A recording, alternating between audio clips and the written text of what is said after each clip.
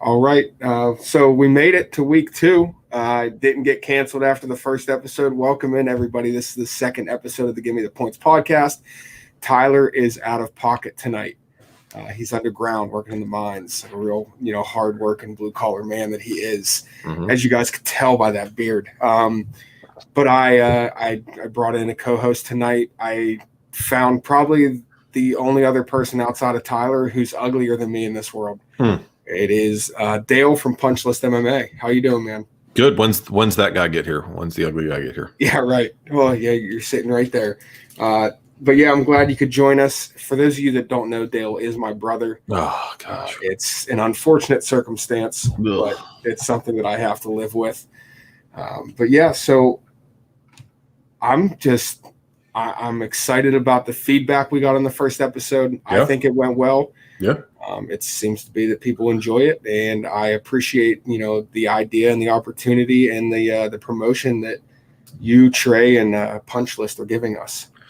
Here's what's fun about being a content creator, and not to get all meta about everything, but it's interesting that when you create something out of nothing, and then you account for your contribution to it, your friends, your family, but then you'll see outside contributors coming in or outside parties enjoying the content that you're making. And you're always like, oh man, I can't believe somebody else out there is enjoying what I'm doing, is paying attention to what I have to say about something. That always tripped me out every time I've ever done a podcast or anything, created any sort of content. Whenever somebody else enjoys it at any point in time, it's always a trip to me. So it's very interesting. Yeah. And plus side, unlike your co-host last night, let's see, I can jump a car, I can change a tire, and you know what? I can actually change my own oil too, which I bet Trey's never done. And if I'm not mistaken, did he say he drives a truck? He does drive a truck, yes. But here's the thing, and again, saving grace, right? Because I'm not gonna pile on him for the sake of piling on him. If you've never had a need for something, then you don't learn how to do it.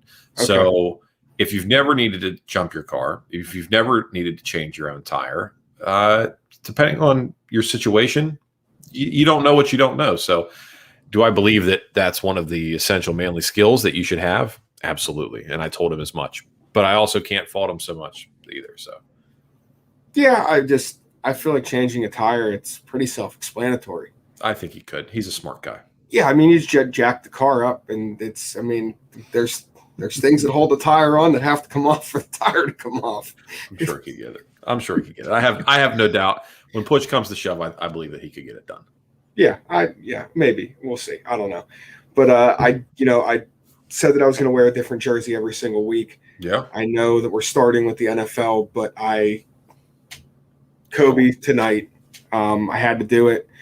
Birthday was a couple days ago. Yesterday was 8/24. For those of you that know me, and I'm pretty sure Dale as well, Kobe Bryant is responsible for our love of sports in general. Just the mentality, the Mamba mentality is something that I strive in everything I do in life. So yeah, you gotta pay respects to the greats. Fair enough. Yeah, I mean, I definitely one of the more influential athletes, if you will, that I've ever encountered and paid attention to. I don't have anything really negative to say about him. Some people do, but probably I will say this, and I'll leave it at that so we can keep it moving and get into some of these other plays that you have. The only celebrity / athlete death that I actually was like, oh man, that sucks. Like that one stung a little bit. Everybody else I could kind of take or leave, but that one I was like, man, this sucks.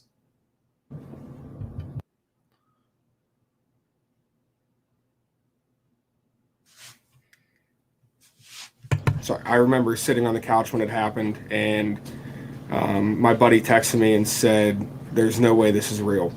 And my wife and I were sitting on the couch together, and I cried, man. I did. And it wasn't because of the death of a sports figure. You know what I mean? It was more of, what happened, who he was with, the poor little girls that were involved in that helicopter crash. Sure. Sure. It's terrible. And as a father with a daughter, you as well, a father with a daughter, putting yourself in that shoes, what do you say to her? You know what I mean? It's just a terrible situation. But yeah, I had to put the jersey on. This is his week, birthday and 8/24 day. So yeah, let's get away from the sad talk. Sure. Yeah. Sad talk. No more sad talk. Thanks, man. I appreciate that. Not like bringing me down to earth at 9:30 on a Wednesday. Got to keep me humble, man. I appreciate that. Thank you. What do you got? So I want to cover. There's a couple college football lines because there is college football this Saturday, and then we also have a couple NFL things that have happened in the past couple days that I'd like to touch on. You start with the college football lines. Sure. First line is Nebraska at Illinois. Illinois at +7.5. The over-under in this game is sitting at 54.5. And I want to start with this game because of the name of the podcast. Give me the points. Give me the points in this game. Give me Illinois +7.5 at home. I'm not a Scott Frost guy. This is year 4 at Nebraska, and it just hasn't worked out. It's as simple as that. They have sanctions coming down. Normally, really good teams and really good coaches can put all the outside noise aside and perform on the field. I don't see a really good team in Nebraska. I don't see a really good coach in Scott Frost. Illinois smacked them last year 41-23. I think they were a 17-point dog when they did so. I'm not taking Illinois money line +7.5. A touchdown plus. So if it goes to overtime, unless it goes to triple overtime, you're covering. I like Illinois in this game. Illinois is returning a bunch of starters, I think 18 or 19 starters this year on a pretty good defense and a team that's rising versus a team in Nebraska, which I think is sinking.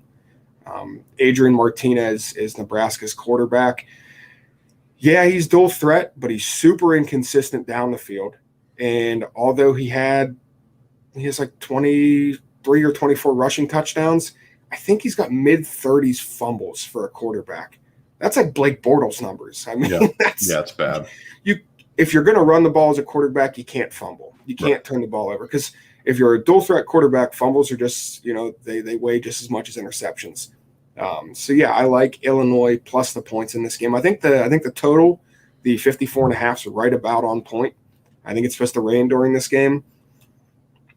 I wouldn't be surprised if Illinois won. But yeah, I'm taking Illinois +7.5. I'll say 28-24 Nebraska. It's generous. It's very generous. Because I lump Nebraska into the category of like a Texas or a Tennessee, where it's almost like the football programs of yesteryear that used to be very good, used to be very relevant, and people always feel like they're one season away from recapturing magic. They still hold so much weight. Right. They're a couple recruits away. They're a couple quality wins away. They're a couple rivalry wins, and they're back, right? So Scott Frost signs Nebraska. They're like, all right, we got to give them a year. And then year 2 is like, oh, we won some important games, but our record wasn't good. And then year 3, it's like, we're just not putting all the pieces together. We can't stay healthy. And then, like you said, this is year 4. This is make or break. I just have not seen anything in his tenure there. This would be, year 4. So all of his guys are there now. You have nobody to blame but yourself when it comes to this. You've got a brand new slate, really, because like I said, it's all your guys at this point. It's up to you to do something with it. From a historically speaking, I can't lay points with Nebraska until I see a reason to do so. And like to your point, one of the things of note here is that Illinois is returning a ton of starters. One of the things I pay attention to in this game is if that line stays, 7.5, take it now, because like you said, you get the touchdown. But weather is a huge factor for both of these teams. We're playing outside. If we've got a rainy day or if we've got a windy day, play that under, because it's, we're talking about first week jitters. A lot of people want to think, that means the defense is going to make the mistakes. But one of the things you have to consider is it means the offenses aren't going to be polished yet. They're not going to be clicking. And Nebraska has struggled offensively for the last few years. And if they're not going out and they're not in sync and the weather's bad, not a lot of points going to be getting going up on the board here.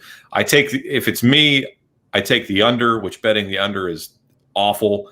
Nobody really likes betting an under, but I see this game, and I think betting the under is not fun, but it's profitable. It is profitable. You know why? Because the public hits the over. Favorites and overs are the easiest thing to bet in sports. Overs are fun to cheer for. Favorites, they're easy to convince yourself why this team's going to win by so many points. Sure. But dogs and unders, they're profitable. They really are. And this line's actually moved half a point. It was 7.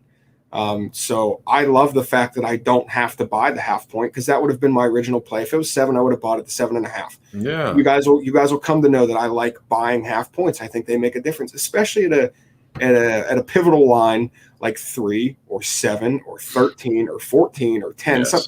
8, 9. Okay. Those aren't, very common margins of victory, but 3, 7, 10, 13, 14, 20, 21, stuff like that. I like buying the extra point or extra half a point. So especially at the touchdown mark, Illinois plus 7.5, first play of the year. Yeah. Good rule of thumb, whether you're a novice bettor or you're a veteran. And if you're a veteran, you shouldn't have to be told this. You always want to bet and tease through the touchdown or the field goal. Give yourself the opportunity to win your wager. Don't be greedy. All right.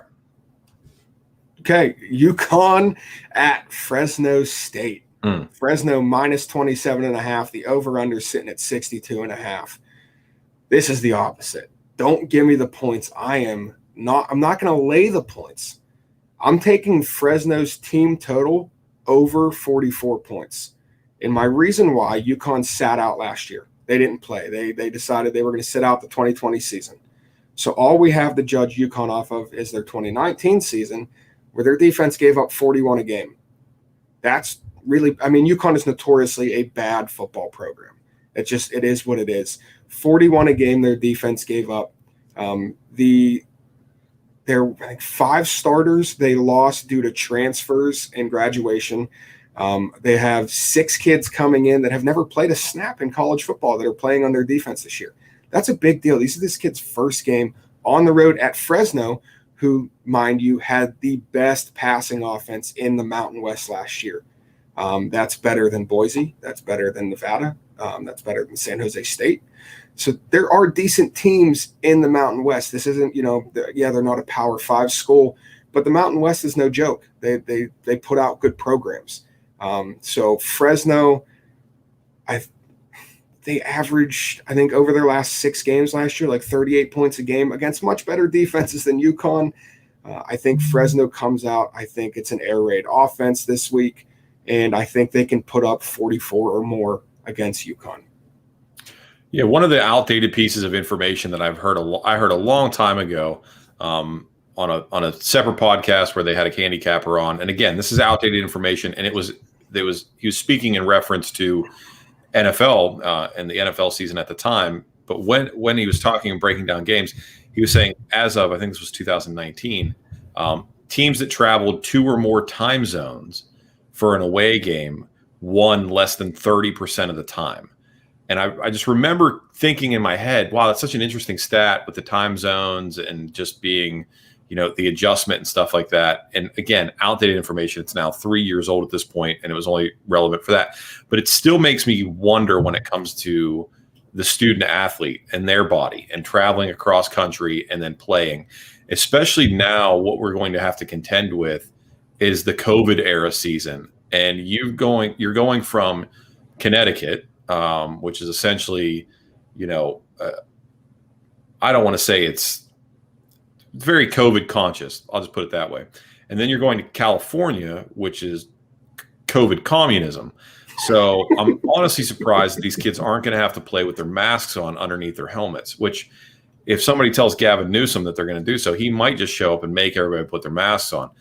That being said, going from UConn traveling across the country, going from Connecticut to Fresno and having to play after not having gotten real speed snaps in well over a year. I love Fresno to hang a number on UConn. 62 is interesting for me because I don't anticipate UConn scoring a lot, but I know Fresno's going to put some points up. This is one where I could see a garbage time cover or a garbage time over get hit just because, they got the third or the second stringers in and UConn decides to get freaky with a long ball with, 3 or 4 minutes left. Yeah, and that's why I'm staying away from this over. You would think, okay, if you're taking Fresno's team total over, why not just bet the game over in case Fresno only hangs 43 and UConn puts up 21? Sure. Then I'm relying on UConn to score points, and I'm not going to do that. Yeah, I'm not going to rely on UConn to – no, I'm not doing it. I'm just going to take the one team, Fresno, over 44. Speaking of Gavins, real quick, Gavin Weir. I don't know if you've heard of him or who he is. Mm-mm. This kid pitches for South Dakota in the Little League World Series. He just threw a no-no tonight. A full game no-no. It's, I think, the fourth in Little League World Series history. In his last 135 batters faced in his last 8 games, guess how many hits he's given up? You're bringing it to my attention, so it's got to be a stupidly low number. And I'll go 8. 1. Oh, wow. 1 hit in his last 8 games, 135 batters. I'll give you how many strikeouts in those 135 batters. Oh, gosh, man. It's got to be. Oh, give me 69. 114. Oh, that's a lot, man. Golly. That's really good. He struck out 114 of his last 135. That's an efficient little kid. We're not betting on Little League World Series here. But yeah. I just had to mention it when you bring up the name Gavin. Unbelievable, man. That's just – there's a video out there if you guys want to look it up. There's a video of him side by side with Chris Sale, a very good left-handed pitcher of our generation. His delivery is – I mean, it's eerie how close his delivery is to Chris Sale. But, yeah, crazy. The kid's unbelievable. Yeah, but threw a no-no tonight, and he was a part of a combined no-hitter on Friday. So, yeah, it's just wild, man. That's a crazy stat for that kid. Unbelievable. The only thing I've seen from the Little League World Series so far is that screenshot of the kid that said he had a crush on his teacher. What's up, Miss Davis? Yeah, what's up, Miss Davis? I was like, shoot your shot, King. Shoot your shot. Absolutely. But, yeah, back to stuff that we actually can gamble on as adults. Yeah. Next game, Hawaii at UCLA. UCLA coming in a 17.5-point favorite. The over-under sitting at 68.5. When you think Hawaii, you think points. Not anymore. Not anymore. Todd Graham's the head coach. Todd Graham came in last year. Defense was actually much better than the offense. And I'm taking the under here. I like under 68.5. I think this game actually scores in the 50s. Okay. I really like Hawaii's defense to keep UCLA contained for a little bit. I do think UCLA wins this game, and I think they probably win it in convincing fashion. But the 17.5, that screams a backdoor cover to me. But, yeah, I like the under 68.5 here. This is probably my least confident of the 3. But Hawaii's always a fun game to watch. The opener, I think they won as a big dog last year or the year prior they were a big dog opening week, and they came out and shocked the world and won. They're a fun team to watch. The jerseys are always cool. I wish it was in Hawaii because then it'd be like a midnight game, and I'm working nights this week, so that would have been cool to watch. But yeah, Hawaii, UCLA, take under 68.5 here. I don't want to be Debbie Downer, but one of the things we're going to have to contend with this year is these protocols that are going to come into place. And Hawaii is like an American version of Australia at this point when it comes to how precautious they're being. Like, I mean, they're not shooting dogs yet, but Hawaii's playing no games when it comes to COVID. And again, you're going from there to California. I need to make sure this game's actually going to happen. This is going to be one that I'm waiting. I know, unfortunately, with college football, you want to try to get your plays in as soon as you can. That's usually when you can get the best line before the smart money comes in and starts moving things around too much. If I'm interested in playing this game, I'm not playing it until like 20 minutes before kickoff, if I'm being dead honest with you.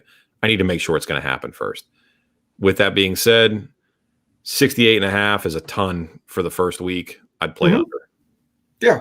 And that's the thing. Like, so even hitting the under here, if someone were, say a starting quarterback were to be held out, which is actually what happened in Hawaii 2 years ago. Their starting quarterback was a late scratch, and the backup came in and won the game. But if somebody of importance is held out, that helps the under even more. Sure. Which is really going to make me lean unders. Not a lot this year, but it's going to be in the back of my mind with COVID. I'm going to be playing a lot of plays later in the week than I normally do. Normally, I try to get on them as fast as I can, try to get that line as soon as I see it. But unfortunately, bankroll management in a season like this one's going to be key because there's going to be scratches, because there's going to be protocol plays. You're going to have to play later in the week. So it's something we're going to have to learn as we go. It's going to be an interesting challenge, but one I think that you're up for. Okay. And my season-long bet for college this year, I love Sam Howell. I love North Carolina's offense. Sam Howell for Heisman at plus 1,800, man. I think that he is the perennial number one pick next year, barring just absolutely blowing up or getting hurt. Sam Howell's he is an NFL-ready quarterback. Plus 1,800, I love those odds. I think the big Cinco from Clemson is the biggest favorite at plus 600, along with Spencer Rattler, the quarterback from Oklahoma. Yeah, I think he's plus 600 as well. And then you've got JT Daniels from my Dogs.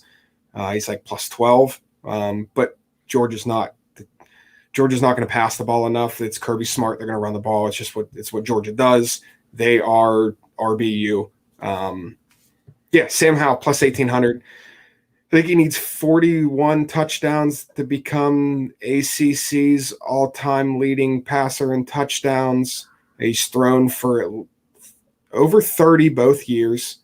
And if his Heisman campaign will rely on the fact if they can win the ACC. Yes. And they're competing against Miami, which Derek King, I know one of the viewers in here. So one of the guys in here just said JT will be out of the Heisman toll by week 8. Yeah, I agree with that. I 100% agree with that. You're a Florida fan, so your opinion really doesn't matter. But yeah, I agree with it. And so back to Sam Howell. They're competing with Miami with Derek King, who I think is another Heisman sleeper, dual threat guy, really poised. And then obviously Clemson. So they need to beat Miami and Clemson. And if they can somehow win the ACC and Sam Howell goes out and what I expect throws, mid 40 touchdowns and keeps his interceptions down again. He completes the ball like 70 or 71%, which is phenomenal. I really like his chances of winning the Heisman this year. So at plus 1,800, give me, in my opinion, the most NFL-ready quarterback in college football. And let's watch. North Carolina's offense is so much fun to watch, and it was last year, and I don't think it's going to be any less fun this year. Yeah, I can get on board with that. I mean, my preseason pick for Heisman was Spencer Rattler, just because name alone. I mean, he's fantastic. He's fun to watch. He's fun to watch. He's a great player, and he's got a name that's just built for football, which I love. But I really like the Sam Howell play. Mostly for the reason that you're talking about. He is probably the most NFL ready of the lot, and the accuracy and the way he can manage and protect the ball, but also make plays, really sets him apart. But I agree with you. They're going to have to win the ACC in order for him to, even if he has a fantastic performance against Clemson and they lose, the ACC, he's still not going to get it. He's going to have to put up either undeniable video game numbers, or they have to win the ACC. And I think he probably still needs both. I still think he probably needs video game numbers and to win the ACC. Yeah, and so this is considered week 0 in college football. I mean, it's not technically week 1. Now, week 1 is going to be, week 1 is loaded with top 25 matchups.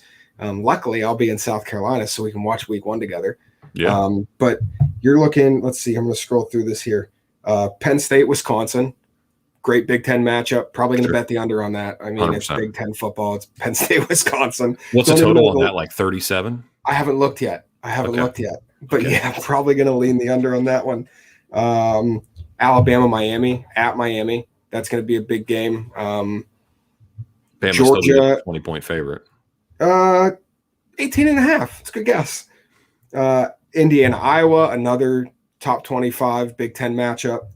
And Louisiana, the Raging Cajuns versus Texas at Texas. And then the game of the week, 7:30, Georgia Clemson, baby. What a way to start the freaking year. A top 5 matchup. Two teams that, if you bet them to make the playoffs, Clemson's obviously minus money. I think Georgia's at like a plus 130 to make the playoffs only because they play in the SEC and they're going to have to go through Bama. But yeah, Georgia Clemson week 1. Kirby Smart better show up this year, man. Kirby better show up. I would go so far as to say that game is of no consequence to the loser because it's so early. It's so early that as long as they put together a quality season, they're going to go, well, they do have that loss, insert team. But that was week 0. That was week 1. And we've seen the mistakes be made early and the adjustments have been had. That game will be of little to no consequence to either one.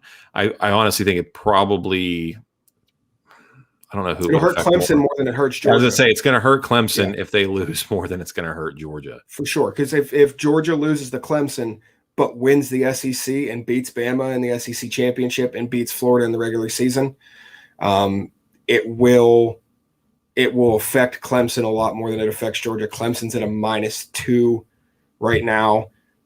We have a comment that says, any receivers in the mix this year? No. Last year was an outlier. A quarterback's winning it this year for the Heisman. It's bigger consequence for Clemson. I do believe that because, like I said, Georgia's going to have Bama at the end of the year. And that game, whoever wins the SEC gets into the playoffs. Sure. It's a fact. I mean, it's not going to change.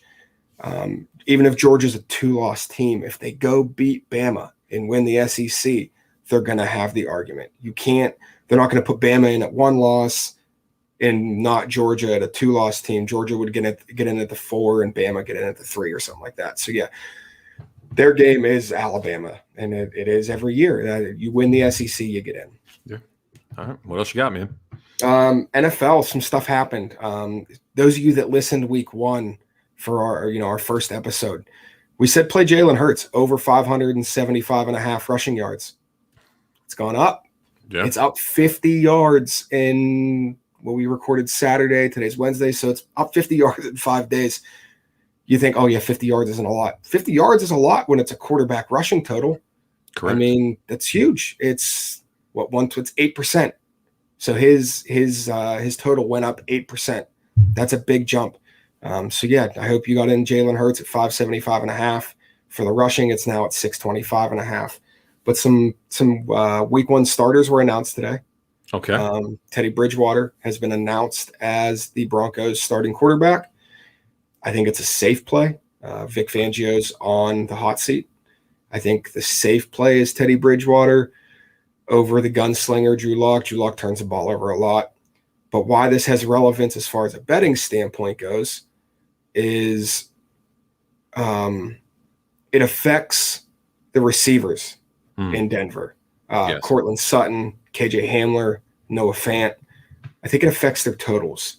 I'll have to look at their totals again, but Teddy Bridgewater is not a big downfield threat. I do think this helps the run game a lot. We'll see if Melvin Gordon can get healthy. Right. But yeah, I would look at their totals and maybe take a play on Cortland Sutton's under. Depending what it is, because he is coming off the ACL surgery, so it's probably lower than expected because he is coming back injured. But I don't know how I feel about Teddy Bridgewater or Drew Lock. Drew Lock's more exciting to watch because it's either a 50-yard bomb or an interception. But I think it's a smart play for the Broncos as far as just making the safe play. Well, from a coaching perspective, he's got to have at least an 8 or a 9 win season here, or he's gone. Yeah. And they're sitting at 8.5 as their win total. That's their line. Right. So we're looking at a must, at least 9 wins, or even then, I think we might see some reevaluation with the coaching staff in Denver. One thing that Denver has continued to show is they are not happy at being mediocre. They expect, it is a franchise that does have high expectations, and they won't stay mediocre for long, and they've been there for too long to remain comfortable. I don't necessarily know that they're putting their team in the best position to win ball games. However, I do agree with the assessment. Drew Lock is a little too loosey-goosey with the ball. He needs to get better at protecting things. But there is something very exciting about just letting that thing sling, man. And you're going to see an interesting dichotomy unfold this season as the Denver faithful want to see W's, but they also want to be entertained. Mm-hmm. Whereas the coaching staff is fighting for their life, metaphorically speaking, but they also have to show that they can do more than just survive. It's going to be interesting. I think Teddy's a safe play. I don't necessarily know how long he's going to have that spot. He has shown himself to be a little bit erratic when it comes to consistency, and he's got to stay healthy too. Mm-hmm. If the line can't protect him and he's getting touched a lot, we're going to see Drew Lock a lot sooner than probably anticipated. But it's going to be an interesting season for the Bronco faithful, that's for sure. Yeah, and Teddy Two Gloves, he makes a lot of sense for the defensive side of the ball as well, because their defense, top 10 defense, very good defense. So yeah, very good defense. And Teddy Bridgewater is going to turn the ball over a lot less than Drew Lock. So they can win some low-scoring games with Teddy Bridgewater. But my thing is, if he couldn't perform in an offensive system in Carolina with Moore and Anderson and this guy, Christian McCaffrey, who, yes, got hurt, but was replaced by Mike Davis, who did a pretty damn good job in his spot. Sure. If he can't produce in that offense, and Curtis Samuel, what makes me think that he's going to produce with a number one wide receiver coming off a gruesome knee injury, KJ Hamler, who really hasn't proved himself yet, he is young. It's only his second year in the league. But Noah Fant should have a good year. Noah Fant will he'll feast with Teddy Bridgewater at quarterback. Nick Unati commented, he said, Drew Lock slinging pigskins or rap lyrics is always a show. Yes. Without Drew Lock in the game, we're not going to see Drew Lock spitting Jeezy lyrics on the sideline, which is hilarious. I agree. But yeah. And then the other starter that was named this week is what we all expected, Trevor Lawrence. Sure. Trevor Lawrence is officially the week 1 starter in Jacksonville. Good news for Gardner Minshew. He can now take a shit because he said that he hasn't pooped in weeks because number 2 is not an option to him. Well, buddy, you're number 2, so you can poop now. Yeah. This leads me to Marvin Jones.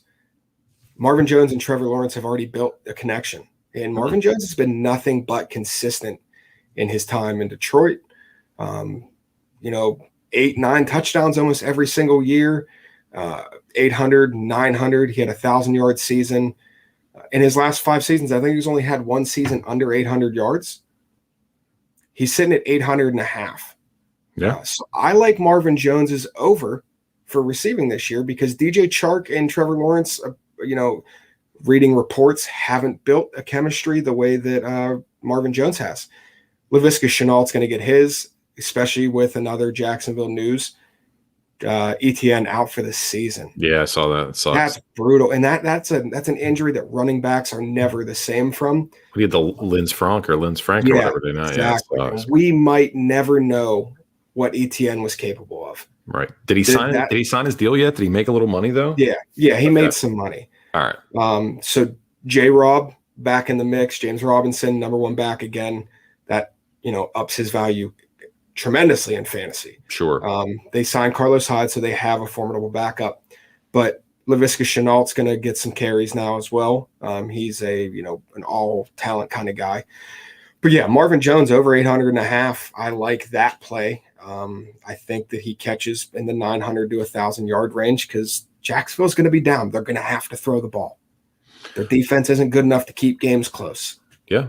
Marvin's always a sneaky late round, if you're into fantasy, like a sneaky late round pickup. I've always had good luck in several different leagues getting Marvin later on in the draft, and he consistently produces. I throw him in the flex position, and he can either completely make your week or throw up a dud. I feel excited about the prospect of what he brings to the table in Jacksonville this year. It'll be interesting to see how it plays out. It's good to know that he's already established some chemistry with Trevor Lawrence. You know, he's going to need that sooner rather than later with all of his people. I read a thing the other day that Trevor Lawrence's real first name is actually William. It's not Trevor. Didn't know that. So somebody said, really makes, I forget who it was. I'm stealing somebody's tweet here and I can't remember who it was. William is actually William Trevor Lawrence. So the fact that we can't call him Billy Larry is very frustrating. Yeah. Yeah. I really need to see Billy Larry put up some big numbers this year. I feel like I should have known that. Maybe it was wrong. I mean, again, it's the depths of Twitter in the middle of the day. You know, I mean, there's nothing worse than NFL Twitter, like on a slow Monday at work, scrolling while you're at the office. So maybe I was wrong.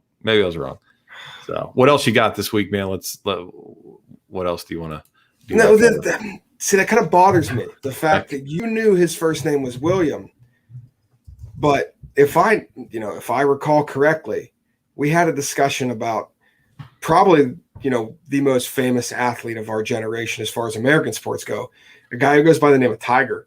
Yeah. Somebody didn't know his real name was Eldrick. I legit thought his name was Tiger. Yeah. So not that Wikipedia is the end all be all here, but Trevor Lawrence's Wikipedia page, William Trevor Lawrence, born October 6th, 1999. All right, Billy. There's that. And I did not know about Eldritch. I didn't know. Yeah. Okay. All right. So yeah, there's that. Well, we're on that topic then. Do you know what Dale Earnhardt's real name is? Oh, I do. Damn it. I should know this based off of who our mother is. Yeah, both Dale and Dale Sr. and Dale Jr. actually have a different first name. Go ahead. Ralph. Yes, I knew that. And Steph Curry's first name is actually Wardell. He's actually Wardell Curry, this third, I think. Something like that. His dad's a second. So yeah, his dad was Del Curry. First name was actually Wardell. Right. I had an 8-year-old today think Tiger was a bowler. Oh, a bowler. Well, I mean, at this point, it's probably going to be that's probably what's next for him, considering he can't walk. So maybe a NASCAR driver. Nah, he wouldn't be very good at that either. He wouldn't be able to operate the pedals. No. Yeah, it's a different kind of feel. Different kind of feel for Tiger these days. No. Dude, you know what I need though? Oh man, you know what I need a meme. Like when a dog breaks its back and they put it like in the little mini wheelchair. Yes. I need a tiger in one of those little mini wheelchairs. That's what I need. Where he's dragging his legs behind him on the little wheelchair.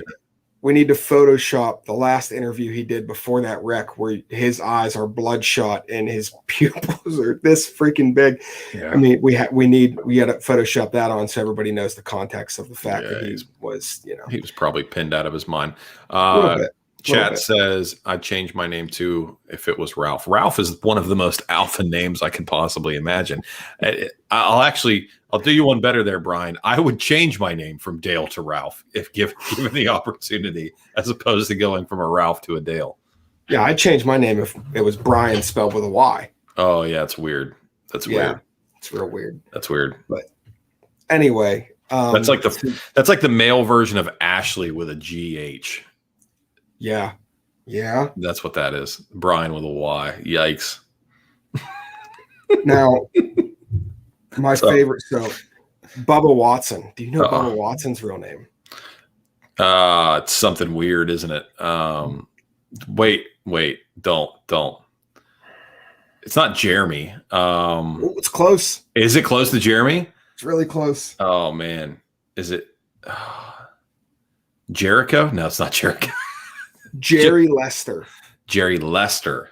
Jerry Lester Watson. Jerry Lester Watson. Bubba's much better. Bubba screams Georgia. Bubba's perfect for him. That fits the visor, the polo buttoned up to the very tight. Bubba Watson's Bubba I like Watson. It. I like it. Those thick, hairy arms. Yeah, for sure. Yeah. All right. What else you got, man? As far as sports go, I think that, unless the chat has any questions for us, somebody asked, just put Mac Jones with a question mark. Yeah, Mac Jones. Mac Jones. Pep Nips, my man. Come on. Cam Newton, I hope Cam Newton succeeds. I really do, because I would love to see Cam Newton back to MVP form. But I am pleasantly surprised with Mac Jones as a New England fan. And I want to clarify something. Yes, I'm a New England fan. Yes, Tyler's a Jacksonville fan. But I have a saying, and all of my friends and everybody I talk to about sports knows this. Who's my favorite team? Whoever I bet on that week. That's right. Who my favorite team is. That's right. Do I want New England to win the Super Bowl? I sure do. And will I avoid New England games as far as bets go? No. If I think that the line's favoring the other team, I'm going to take the other team to cover or, to win the game outright. Making money is more important to me than New England winning football games. And that's right. I didn't used to have that mentality, but now that's what's important. Winning is more important than Bill Belichick winning. I agree. That's the older I get, the more I gamble, and the more I gamble when people ask me who's your favorite team, I have no answer for them anymore. I stopped caring about individual teams a long time ago. I care about who covers. I care about who wins. I care about who I have money on. That's really kind of it.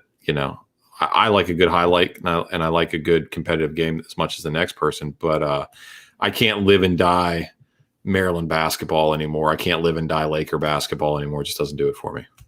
So we got in the chat here. Let's see. Sorry. It says Bucks over under 14.5 wins this regular season. Yeah, I'm going to go under, but we did in the first episode, we did say they're over 11.5. 12-5 is extremely reasonable for Tampa. They returned all 22 starters, man. And it's Tom Brady. I'm never going to bet against Tom Brady. This is the year of rest, though. This will be the year of rest. Yes. For Tom? No. Yes. This will be the year of rest. Not for Tom. Okay. That dude doesn't rest. Okay. What's crazy? So he's got 7 Super Bowls. Sure. If they win, this is so insane. But if they were to win this year and he were to get 8 Super Bowls, he'd be 45 going into next season. He said he'd play until he's 45. There's no freaking way Tom Brady will retire with 8 Super Bowl wins if they return a bunch of starters again. That dude loves winning so much. And I won't be, if they win this year, I wouldn't be surprised if he was like, yeah, strap it on one more year. Maybe we can get 9 and I can convince myself to go for 10. Maybe. Kyle Trask over under 1 start this year. Well, I'd take the under. If it was at 0.5, I'd take the over because Brady might get banged up. He's 44. It's the year of rest. Is Trask even the backup? Like, did he win the backup job? I don't know if honestly, at that point, if you're at that organization, I don't think that there is a backup job to win. They just assume Tom's always going to be out there. Okay, so come week 17. Come week 17, if they're sitting at 14-3 or 14-2, and one of their losses is to Kansas City, and Kansas City's 15-1, and they can't get the 1 seed. They're separate conferences. Who can I compare this to? The Packers. So if they're behind the Packers and the Packers have the 1 seed locked up, maybe Brady sits week 17. But I still think he'd go out and play the first quarter or first half. Right, he wouldn't just to stay fresh. Yeah, he's not going to sit because then they'd have the bye week. So then he would sit. Yeah, no, I don't. No, Trask under 1 start. It's such a stupid question. No question's a stupid question. But yeah, Trask under 1 start. So next week, Tyler will be back. Dale will be back on the black screen as our producer. And we'll be covering the beginning of the show. We're going to talk, we're going to go through some betting, terms. We'll what against the spread is. We're going to talk about units. We're going to talk what a sharp is. We're going to talk about a steamroll. I'm going to go through anything that we might use that you might be foreign to help you understand what we're talking about as far as bets go. Saquon go top 5 in fantasy. Nah, he's not going to start the season. You're going to see a lot of people pick him. I wouldn't waste the pick on it, though. He's fantastic talent, but he's not going to start the season, and that offensive line is probably the worst in the NFL. Yeah. So I wouldn't take him top 5 in fantasy. Top 4 have to go C-Mac, Dalvin Cook, Zeke, Derrick Henry, and then you have like Alvin Kamara in the 5 spot, and then you're looking at mixing in receivers or Travis Kelce based off your scoring system. Yep. But yeah, so analogy, we're going to go over terms. We're going to go over all the betting terms next week, and we're going to jump straight into this first week of college football. Absolutely loaded, stacked week. And then the next day I get on the road and I'm headed down to South Carolina, baby. Yeah, my family and I are going down to see Dale and his family. You haven't met Harvey. They haven't met my son yet. No. And we've only seen Ruby once. Yeah. It's fantastic, man. I'm super excited. I'm excited for it too. 2 weeks in, man. You're week 2. I'm excited to see what you guys do next. I got a bunch of game plans for you moving forward, and we have tentatively, we're not going to announce it just yet for you, but we've tentatively secured your first sponsorship. So we'll be looking to go live with that hopefully next week as well. Not to break your news on your show, but that's something that we're working with. If you guys don't already do so, be sure to follow Give Me the Points absolutely everywhere. If it's a social media location and you can search for it, search Give Me the Points, and be sure to like, sub, review, and share wherever you possibly can. I will say this as a small plea: when content like that is like this is first coming out, likes, subscribes, reviews, and sharing are critical to the algorithms everywhere. So if you watch the live stream, do us a favor, go to YouTube real quick and click that thumbs up. It makes a huge difference. Write a comment. Even if you go write in the comment the word comment, it helps. If you click that share button, even if you don't send the link to anybody, that all gets tracked. If you can go on iTunes, leave a 5-star review. It doesn't have to be written if you don't want to. Written obviously helps more, but if you can just click those 5 stars, write something, great podcast, doesn't matter what you write. Anything is better than nothing. If you find any value in the show, previous episode, this episode, or any episode after, be sure to engage those channels because it makes a huge difference in the growth of the program. The growth of the program determines the growth of the content. Better, faster, stronger, more entertaining content comes from the growth of a show. So that's how you do it. Yeah, and activity on social media as well, guys. In the comments section, liking pictures, sharing a story, word of mouth. That is how stuff spreads. Share with your friends. If you enjoy the content, share with your friends. We are here to make money. We're here to make money for everybody who's, along for the ride. We have the same mindset as the Punchlist Media mindset. It's one for all for one. That's right. Rising tides raise all ships, man. So that's where we try to bring everything up in equal parts. Instagram recently updated their algorithm. The thing that helps you the most is people sharing your content to their story on Instagram. So all you got to do is click that little paper airplane, send it the story. It's only there for 24 hours. Nobody can see it anyway. Just send it there. Helps more than anything else. All right. Got anything else for me? That's all I've got. And like I said, Tyler will be back next week, guys. So if you missed that shiny bald head, tune in next Wednesday. We're going to be doing this live 9:30 every Wednesday night. Boom. And then 2 weeks from now will be our NFL picks. I will be in South Carolina, so Dale might pop through the back of the screen a little bit. Sure. Until next week, guys, take it easy. See you.